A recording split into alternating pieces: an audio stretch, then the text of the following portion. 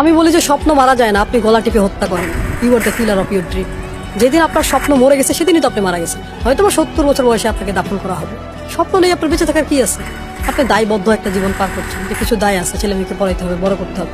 এর জন্য আমি মাঝে মাঝে জিজ্ঞাসা করি আপনি কি জীবিত না জীবন্ত।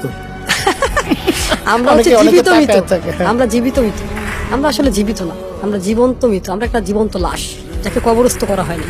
পৃথিবীর সব থেকে দামি জায়গা কোনটা বলেন তো? কবরস্থান। যেখানে হাজার কোটি বিলিয়ন বিলিয়ন ডলারের আইডিয়া মারা গেছে, এক্সিকিউশন করে না, প্রকাশ করতে পারে না। মানুষ কি বলবে, লোকে কি বলবে? আমাদের একটা ব্যারাম আছে, ব্যাধি, ভয়ঙ্কর মারাত্মক ব্যাধি। মানুষ কি বলবে?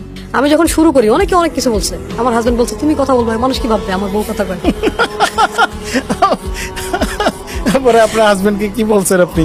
আমি তাকে বলছি যে তোমার জীবনে সফলতা কাকে দিবা তুমি? বলছো তোমার জন্যই তো আমি সফল। কেন? তুমি তো সবসময় আমাকে বলো এটা করো, ওটা করো, ওটা করো। তাহলে তুমি কি চাও না আরো কিছু মানুষ সফল হোক? দেন হি রিয়েল